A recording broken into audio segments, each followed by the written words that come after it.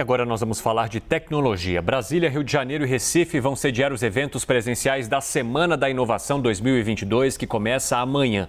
Durante 3 dias, especialistas nacionais e internacionais vão discutir soluções tecnológicas na gestão e melhorias do serviço público.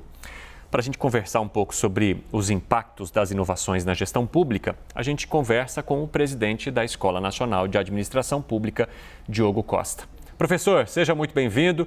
Eu e Kenzo Matida vamos tocar essa entrevista ao vivo aqui contigo. Eu queria que o senhor colocasse primeiro para quem nos acompanha qual é o patamar do Brasil hoje quando falamos em inovação, tecnologia voltados para o serviço público, porque a gente percebe muitas críticas e muita gente dizendo que poderia ser muito melhor, a exemplo do que a gente acompanha, por exemplo, no setor privado. Muito obrigado, é um prazer estar aqui. Sem dúvida, o Brasil, por um lado, tem evoluído em governo digital, por exemplo. No ranking do Banco Mundial, o Brasil hoje ocupa a 7ª posição, então está, digamos, na primeira divisão. Mas o serviço público no Brasil ainda enfrenta muita desigualdade. Então, se a gente compara, por exemplo, o governo federal com municípios, a gente vê que em todo o Brasil, vários municípios ainda precisam fazer muito para conseguir inovar, melhorar a sua transformação digital, por exemplo, e melhorar, basicamente, a provisão de serviços públicos para os cidadãos. Então, a tecnologia ela ajuda a automatizar o serviço público, mas ajuda principalmente a melhorar essa qualidade quando a gente fala sobre o serviço público prestado diretamente para o cidadão. E a Semana de Inovação está aqui para trazer algumas das melhores experiências nacionais e internacionais para ajudar também o setor público do Brasil como um todo a conseguir ser mais inovador. O Diogo, boa tarde, bem-vindo, Diogo. De que forma as inovações contribuíram, então, com as políticas públicas nos últimos tempos? Você tem alguns exemplos práticos para mostrar, para falar para a gente? Claro. A ENAP, por exemplo, ajudou a reformar o portal do Gov.br para que ele conseguisse ser mais baseado nos pontos, nos momentos de vida do cidadão. A gente conseguiu ver isso, acho que ao longo da pandemia também, a digitalização ajudando o cidadão. Mas quando a gente olha para as cidades, por exemplo, Porto Alegre é um dos municípios que participa do programa Cidades que Transformam da ENAP. Foi uma chamada para 16 municípios conseguissem melhorar a sua inovação. Então, Porto Alegre teve um grande desafio de fazer com que o seu orçamento participativo, que é uma política muito conhecida até mesmo fora do Brasil, conseguisse adaptar a tempos pandêmicos.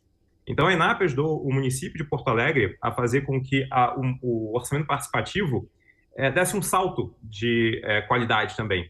O orçamento participativo ele tem as suas limitações de tempo, né? As pessoas precisam estar lá fisicamente, presencialmente, e agora com a pandemia, essa participação pode ser remota e, melhor do que isso, pode ser assíncrona. Então, isso conseguiu expandir também a possibilidade que o cidadão porto-alegrense contribuísse para o orçamento participativo. A gente tem outros exemplos mais físicos também. A cidade de Botucatu, por exemplo, de São Paulo, que tem 144 mil habitantes, participou de um projeto de micromobilidade para que o espaço urbano de Botucatu fosse mais integrado aos seus corredores para bicicletas, para motocicletas e demais modais de transporte. Então, a gente tem evolução tanto no mundo digital quanto no mundo físico. Um outro exemplo que eu posso dar também é a transformação digital de estados e municípios como um todo.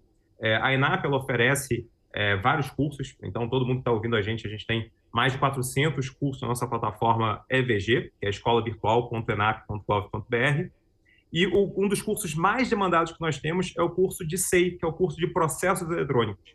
Então, ao longo dos últimos anos, o que a gente foi vendo foi que, conforme os estados iam digitalizando os seus processos, a gente tinha, de repente, pequenos saltos na demanda por cursos também. Então, os servidores públicos começaram a se capacitar cada vez mais para a transformação digital dos seus municípios e estados. Diogo, eu gostaria que você nos contasse quais são esses exemplos que você mencionou que outros países já adotam e que podem transformar a forma como a gente lida com o serviço público aqui no Brasil e que serão ou podem ser apresentados nessa Semana da Inovação que começa a partir de amanhã. Um grande exemplo é como que os países estão usando inteligência artificial. O que a gente vai ter na Semana de Inovação também são demonstrações de maneira que a inteligência artificial pode ajudar o trabalho, não só do setor público, também do setor privado, mas o nosso foco aqui é principalmente em governo. Então, por exemplo, na própria ENAP, a nossa escola de administração pública, a gente já utiliza inteligência artificial para a gente conseguir fazer com que os documentos sejam mais inteligentes. Então, a inteligência artificial pode te ajudar a resumir um documento, ela pode te ajudar a responder mais rapidamente um e-mail, ela pode te ajudar também com pesquisa, né? Então, você conversa com a inteligência artificial para que ela consiga produzir dados. Então, a gente vai ter especialistas, por exemplo, dando exemplos e até mesmo capacitando servidores para utilizar algumas tecnologias de inteligência artificial, como, por exemplo, o GPT-3, né? Tem outras também. Então, o GPT-3 é uma em que, se a gente quiser, por exemplo, criar uma tabela com, digamos, a evolução da inflação nos últimos tempos, ou o clima em uma cidade brasileira, por exemplo, você consegue simplesmente perguntar isso e a inteligência artificial te responde como uma tabela, né? Já te responde prontamente para que você consiga realizar, então, tomar decisões, realizar estudos. Então, a gente consegue ver que a inteligência artificial, sem dúvida, ela vai ser um grande fator de automação. E o que a gente fez nos nossos estudos foi ver que, se a gente consegue aumentar o grau de automação no serviço público brasileiro, a gente vai conseguir ter uma economia de até 200 mil servidores públicos até 2050. Então, a gente precisa, de fato, se a gente quiser olhar também para o nosso orçamento, num cenário de maiores restrições orçamentárias, a automação ajuda também, alivia o bolso do brasileiro e alivia também o setor público, para que ele possa ser também muito mais automatizado e muito menos, digamos assim, inflacionado, né? Muito mais slim, muito mais lean, muito mais ágil. Diogo, só para a gente encerrar aqui a nossa entrevista, eu gostaria que você falasse como que vai ser essa semana, então, para quem queira acompanhar. Além de presenciais, de partes presenciais, vocês também vão ter parte online, para quem queira acompanhar à distância.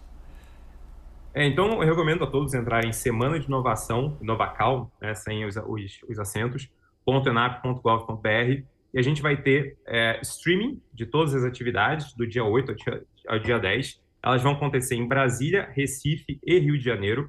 E aí a gente vai conseguir ver, né, durante todo esse tempo da Semana de Inovação, algumas das grandes inovações de cidades mais inteligentes, cidades mais ágeis, ao uso da inteligência artificial, ao uso de tecnologias como blockchain e Web3 no governo. E a gente também vai conseguir ver como que modificações podem ser feitas no setor físico, transformação energética para um desenvolvimento mais sustentável. Todos esses vão ser temas com especialistas nacionais e internacionais durante os 3 dias de evento. A gente conversou com o Diogo... Opa, pode falar, Kenzo. A gente conversou com o Diogo Costa, presidente da Escola Nacional de Administração Pública. Diogo, muitíssimo obrigado pelas informações, pela entrevista aqui. Portas abertas, até a próxima oportunidade. Muito obrigado.